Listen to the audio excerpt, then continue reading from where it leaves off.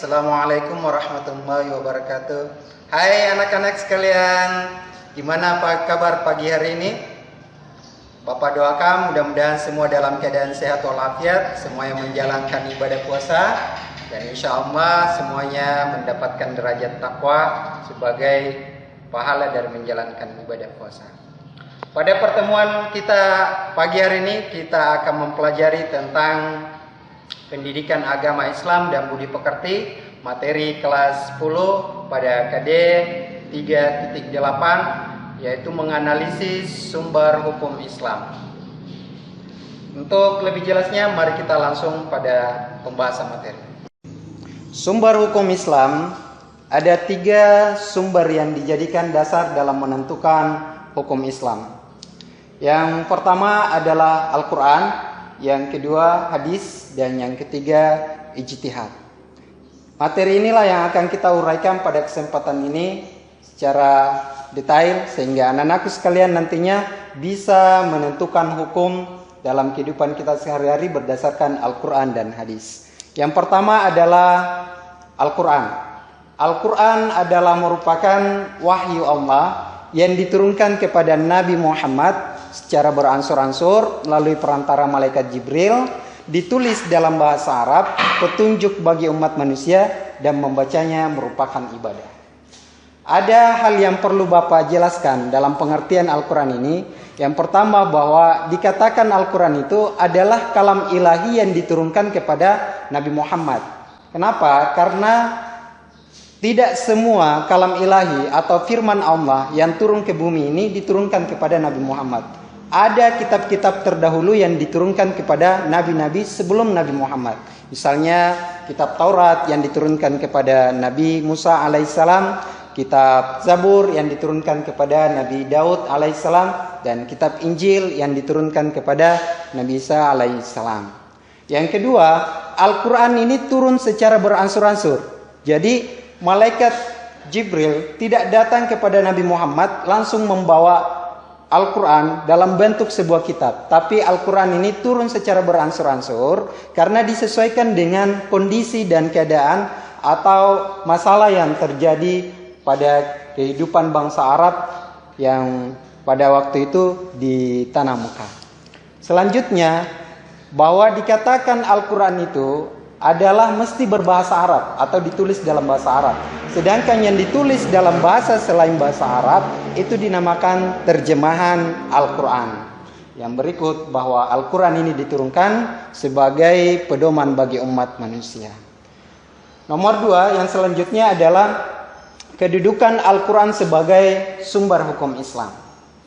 Nah, Al-Quran adalah merupakan sumber hukum Islam yang pertama dan utama. Artinya, dalam menetapkan hukum suatu perbuatan, yang paling pertama harus dilihat adalah apa yang dikatakan Al-Quran tentang perbuatan tersebut. Kalau dalam Al-Quran dikatakan haram, berarti hal itu tidak boleh untuk dilakukan. Berikut kandungan hukum dalam Al-Quran. Yang pertama adalah akidah atau keimanan. Akidah ialah keyakinan yang tertanam kuat di dalam hati.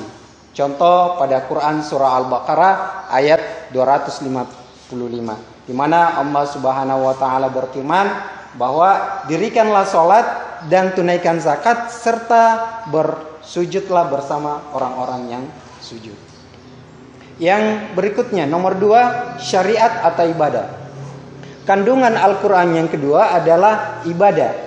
Ibadah secara garis besarnya itu terbagi 2, yaitu ibadah mahda dan ibadah gairu mahda. Ibadah mahda adalah ibadah yang berhubungan dengan umat manusia dengan sang pencipta atau Tuhannya. Kemudian ibadah gairu mahda ialah ibadah yang terkait dengan sesama makhluk Allah Subhanahu wa taala atau ibadah yang terkait dengan hubungan sosial kemasyarakatan seperti baku bantu, memberikan sedekah, bahkan menyingkirkan duri dari jalan juga termasuk dalam ibadah. Yang ketiga, akhlak atau budi pekerti. Akhlak adalah perbuatan yang terjadi atau perbuatan yang menjadi kebiasaan sehingga tertanam kuat di dalam hati dan terjadi secara spontanitas. Jadi sebuah perbuatan dikatakan akhlak apabila perbuatan itu sudah menjadi kebiasaan. Kalau orang biasanya melakukan perbuatan baik tapi hanya sekali-kali melakukannya, misalnya dia tersenyum karena ada maunya, karena lihat cewek cantik misalnya dia senyum, itu berarti bukan sebuah akhlak. Tapi yang namanya akhlak, dia pasti tersenyum kepada siapa saja yang dia ketemui, maka itulah yang disebut dengan kebiasaan, sehingga dikatakan dia terjadi secara spontanitas. Kemudian yang berikut, sumber hukum Islam yang kedua yaitu hadis atau sunnah. Pertama kita akan membahas tentang pengertian apa yang dimaksud dengan hadis atau sunnah. Hadis adalah perkataan, perbuatan, dan ketetapan atau takrir Nabi Muhammad yang berkaitan dengan hukum. Artinya apa? Bahwa tidak semua perkataan, perbuatan Nabi Muhammad bisa dikatakan sebagai hadis, tapi hanya perkataan dan perbuatannya yang terkait dengan hukum. Kalau Nabi Muhammad SAW hanya menyapa atau berbicara sebagai seorang suami, sebagai seorang ayah, sebagai seorang sahabat, misalnya menanyakan bagaimana kabar kamu hari ini, maka itu tidak bisa dikategorikan sebagai hadis. Tapi ketika beliau mengatakan bahwa dirikanlah sholat karena sesungguhnya sholat itu adalah wajib, maka itu adalah berbicara tentang hukum, maka itu bisa dikategorikan sebagai hadis. Kemudian yang dimaksud dengan takrir itu adalah persetujuan atau ketetapan Nabi. Misalnya ketika seorang sahabat melakukan sebuah perbuatan dan itu diketahui oleh Nabi Muhammad SAW dan Nabi mendiamkan, itu berarti Nabi setuju dengan apa yang dilakukan orang itu. Maka itu bisa dijadikan sebagai acuan hukum bahwa boleh melakukan perbuatan itu. Yang kedua, bagian-bagian hadis. Dalam hadis terdiri dari beberapa bagian. Yang pertama adalah sanad. Sanad itu adalah sekelompok orang atau seseorang yang menyampaikan hadis dari Rasulullah SAW sampai kepada kita. Ini disebut dengan sanad. Jadi para sahabat yang mendengarkan ketika Nabi mengatakan suatu hukum, maka inilah yang disebut dengan sanad. Kemudian matan. Matan itu adalah isi atau materi hadis, bunyinya hadis. Kemudian rawi adalah orang yang meriwayatkan atau menulis hadis. Saya berikan sebuah contoh hadis. Misalnya an Abi Hurairah radhiyallahu an qala Rasulullah sallallahu alaihi wasallam. Maka dari kata an Abi Hurairah ini termasuk dalam sanad, yaitu orang yang mendengar menerima hadis daripada Nabiullah Muhammad sallallahu alaihi wasallam. Kemudian bunyi hadisnya atau matanya misalnya la tashrabanna ahadukum qaiman, janganlah kamu minum sambil berdiri. Nah, ini disebut dengan matan atau isi hadis. Yang ketiga, kedudukan hadis. Hadis sebagai sumber hukum Islam adalah hukum yang kedua setelah Al-Quran. Artinya ketika ada perbuatan yang kita cari hukumnya dalam Al-Quran dan tidak ditemukan, maka kita cari di hadis. Yang keempat, fungsi hadis terhadap Al-Quran. Yang pertama, menjelaskan ayat-ayat Al-Quran yang masih bersifat umum. Contoh tentang perintah salat misalnya. Dalam Al-Quran dikatakan, aqimus shalah, dirikanlah salat. Tapi berapa rakaat salat, berapa dalam sehari semalam, kapan dilaksanakannya, itu tidak dijelaskan dalam Al-Quran.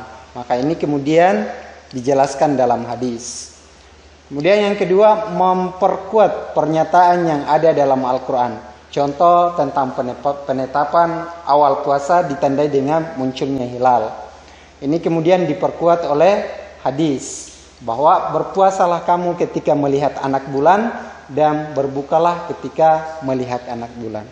Yang ketiga, menerangkan maksud dan tujuan ayat yang ada dalam Al-Quran. Jadi ketika ada pembahasan dalam Al-Quran yang kurang mudah untuk dimengerti, susah untuk dipahami, maka hadis kemudian memberikan penjelasan apa maksud dan tujuan daripada ayat Al-Quran tersebut.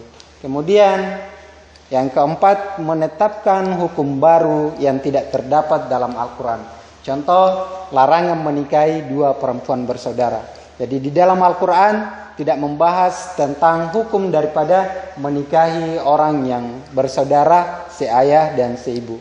Boleh menikahi orang yang bersaudara apabila misalnya kita menikah pertama dengan kakaknya, dan ketika kakaknya sudah meninggal baru kemudian kita nikahi lagi adiknya. Tapi kalau dinikahi secara bersamaan, dikumpulkan langsung dua adik kakak ini, maka itu dilarang oleh agama. Selanjutnya, macam-macam hadis. Macam-macam hadis dilihat dari segi perawinya, maka hadis ada 3 bagian. Yang pertama adalah hadis mutawatir. Hadis mutawatir adalah hadis yang diriwayatkan oleh banyak perawi. Jadi ada banyak sahabat yang mendengarkan apa yang disampaikan oleh Rasulullah, kemudian sahabat ini menyampaikan kepada generasi berikutnya. Karena banyaknya orang yang mendengarkan pernyataan tersebut, maka tidak mungkinlah orang banyak ini bersepakat untuk melakukan kebohongan. Sehingga ini disebut dengan hadis mutawatir atau hadis yang memiliki tingkatan paling tinggi dari segi dilihat dari segi perawinya. Kemudian yang kedua, hadis masyhur, ialah hadis yang diriwayatkan oleh 2 orang sahabat atau lebih namun tidak mencapai derajat mutawatir. Yang ketiga, hadis ahad. Hadis ahad, ahad artinya 1. Jadi hadis ahad ini adalah hadis yang diriwayatkan oleh 1 orang sahabat atau lebih. Yang jelas tidak mencapai derajat hadis masyhur. Kemudian macam-macam hadis dilihat dari segi kualitas orang yang meriwayatkannya. Yang pertama adalah hadis sahih. Sahih itu artinya benar.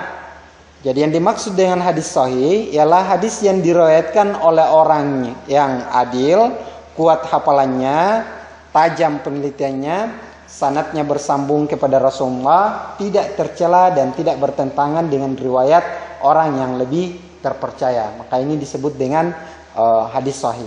Kemudian yang kedua, hadis hasan.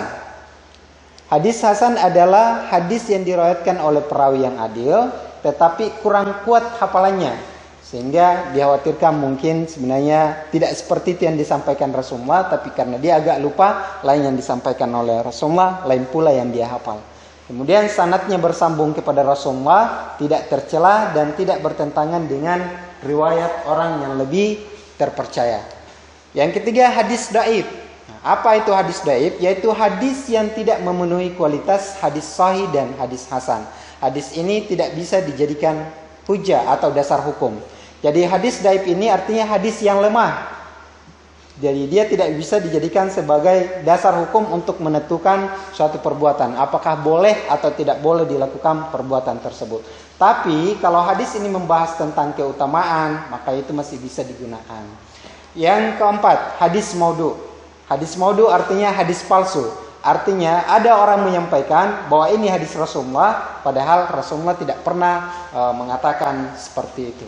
Maka ini disebut dengan hadis palsu. Selanjutnya, sumber hukum yang ketiga adalah ijtihad. Ijtihad adalah mencurahkan segenap tenaga dan pikiran secara sungguh-sungguh untuk menetapkan suatu hukum. Jadi ijtihad ini dilakukan ketika orang dihadapkan suatu permasalahan, kemudian permasalahan tersebut tidak ada dalam Al-Quran, juga tidak dibahas dalam hadis, maka para ulama kemudian melakukan proses berpikir secara sungguh-sungguh, kemudian menetapkan hukum perbuatan tersebut. Kemudian yang berikut syarat-syarat orang melakukan ijtihad. Yang pertama, memiliki pengetahuan yang luas dan mendalam.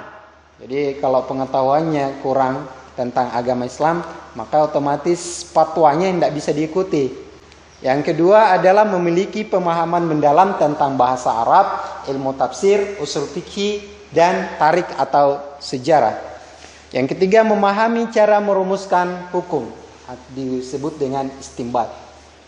Yang keempat, memiliki akhlak mulia. Nah, inilah keempat hal yang harus dimiliki oleh seseorang apabila ingin melakukan atau menetapkan hukum suatu permasalahan. Jadi tidak semua orang boleh menetapkan hukum sesuatu. Oh, ini haram menurut kita. Harus orang yang memiliki kemampuan dalam bidang ijtihad itu, yaitu memiliki keempat hal ini. Kemudian yang ketiga, kedudukan ijtihad.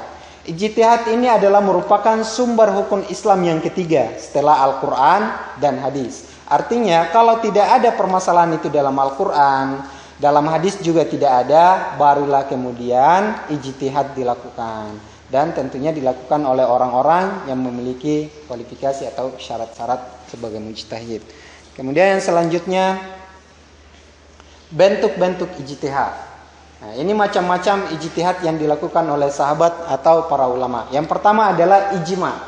Apa yang dimaksud dengan ijma adalah kesepakatan para ulama ahli ijtihad dalam memutuskan suatu perkara atau hukum. Jadi misalnya ulama-ulama Muhammadiyah misalnya di Indonesia itu bersepakat bahwa rokok itu hukumnya haram. Jadi misalnya merokok itu hukumnya haram. Maka ini disebut dengan ijtihad dalam ijma, artinya kesepakatan para ulama. Yang kedua, qiyas. Qiyas ialah mempersamakan atau menganalogikakan masalah baru yang terdapat dalam Al-Quran atau hadis dengan sesuatu yang terdapat hukumnya dalam Al-Quran atau hadis karena kesamaan sifat atau karakternya. Contoh tentang khamar. Jadi di dalam Al-Quran itu hanya menyebutkan bahwa khamar itu haram. Tapi misalnya dalam kehidupan sekarang ini, khamar ini sudah tidak ada merek minumannya namanya khamar. Yang ada misalnya cap tikus, SS, topi miring. Ini tidak ada dalam Al-Quran atau hadis. Tapi karena sifatnya sama dengan khamar, yaitu memabukkan, maka ini dikiaskan. Artinya hukumnya disamakan dengan khamar. Maka hukumnya adalah haram. Kemudian yang ketiga, maslahah mursalah, yaitu menetapkan hukum suatu perbuatan berdasarkan asas manfaat dan mudaratnya. Artinya apabila sesuatu itu sangat dibutuhkan dalam kehidupan sehari-hari, artinya sangat banyak manfaatnya, maka kemudian diputuskan oleh ulama bahwa ini boleh dilakukan. Misalnya tentang haramnya riba. Riba itu artinya menggandakan sesuatu. Misalnya orang meminjam uang 1 juta dan harus dikembalikan 1.100.000, maka 100 itu disebut riba.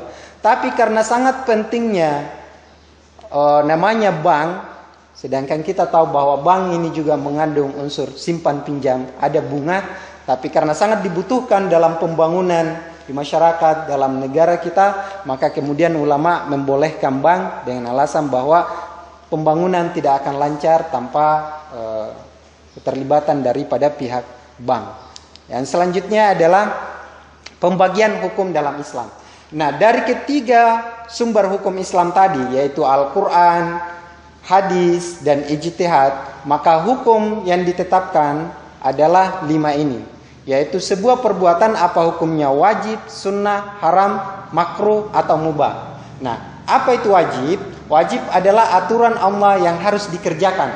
Artinya kalau dikatakan wajib berarti harus dikerjakan. Konsekuensinya adalah apabila dikerjakan kita akan dapat pahala, apabila ditinggalkan maka kita akan mendapatkan dosa. Kemudian yang kedua adalah sunnah atau mandub, yaitu tuntutan untuk melakukan suatu perbuatan. Artinya anjuran untuk melakukan suatu perbuatan. Apabila dilakukan, maka kita akan dapat pahala. Apabila tidak dilakukan, kita tidak berdosa. Itu disebut dengan sunnah. Contoh misalnya puasa Senin Kamis. Bagi orang yang melakukannya, itu sangat bagus. Karena itu akan mendapatkan pahala. Tapi bagi orang yang tidak mampu melakukannya, maka dia tidak akan berdosa.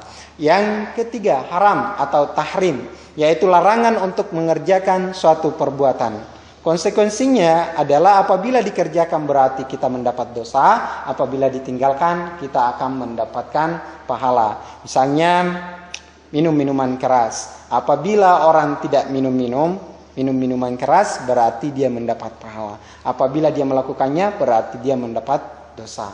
Yang ketiga, makruh atau karaha. Makruh ini adalah tuntutan untuk meninggalkan suatu perbuatan. Biasanya ini adalah perbuatan yang sia-sia. Misalnya begadang tanpa tujuan sampai larut malam tanpa maksud tertentu, maka itu dimakruhkan karena bisa terlewat sholat subuh. Karena ngantuk akhirnya tidur sampai jam 9. Waktu sholat subuh lewat. Maka ini makruh hukumnya. Jangan sampai kemudian kita melakukan. Makruh ini apabila dilakukan kita akan tidak mendapatkan dosa, tapi apabila ditinggalkan kita mendapatkan pahala. Kemudian yang terakhir mubah atau al-ibahah, boleh dikerjakan dan boleh ditinggalkan. Ini misalnya hukum yang tidak diatur dalam hukum wajib, sunnah, haram, dan makruh. Misalnya makan, minum, tidur, berjalan. Nah, ini perbuatan keseharian, maka ini boleh dilakukan dan boleh ditinggalkan. Selanjutnya Bapak akan memberikan tugas sebagai evaluasi apakah anak-anakku sekalian sudah paham dengan materi yang telah Bapak sampaikan tadi atau belum. Ada beberapa soal yang akan Bapak berikan kepada anak-anakku sekalian. Yang pertama adalah ada 3 kandungan hukum dalam Al-Quran. Salah satunya adalah akidah. Tugas kalian adalah cari dan tuliskan berapa banyak ayat yang membahas tentang akidah dalam Al-Quran. Yang kedua, jelaskan perbedaan antara ibadah mahda dan gairu mahda. Berikan contoh masing-masing. Kemudian yang ketiga, ada 3 jenis hadis, yaitu fi'liyah, qauliyah, dan takririyah. Tuliskan contoh hadis fi'liyah. Jadi dari 3 contoh hadis ini, hanya hadis fi'liyah yang harus kalian cari, mana yang termasuk dalam hadis fi'liyah. Kemudian yang keempat, tuliskan 1 hadis dan tentukan mana sanad, matan, dan rawi dalam hadis tersebut. Kemudian yang kelima, jika sebuah perbuatan tidak ditemukan hukumnya dalam Al-Quran dan hadis, jelaskan bagaimana cara menentukan hukum perbuatan tersebut. Berikan contoh perbuatannya. Kemudian yang keenam, ada 5 hukum dalam Islam, berikan contoh perbuatan pada setiap hukum tersebut. Misalnya, mana contoh perbuatan wajib, sunnah, haram, makruh, dan mubah. Berikan contoh masing-masing dari dalam 5 hukum Islam tersebut. Nah, apabila dari soal ini saya nanti ada yang kurang dipahami, nanti ditanyakan di grup untuk lebih jelasnya. Terima kasih. Dari materi yang telah Bapak jelaskan tadi, ada beberapa kesimpulan yang bisa Bapak berikan. Yang pertama, bahwa sumber hukum Islam itu ada 3, yaitu Al-Quran, hadis, dan ijtihad. Al-Quran adalah merupakan sumber hukum Islam yang pertama dan paling utama, sedangkan hadis yaitu hal-hal yang disandarkan kepada Nabi Muhammad sebagai sumber hukum Islam yang kedua.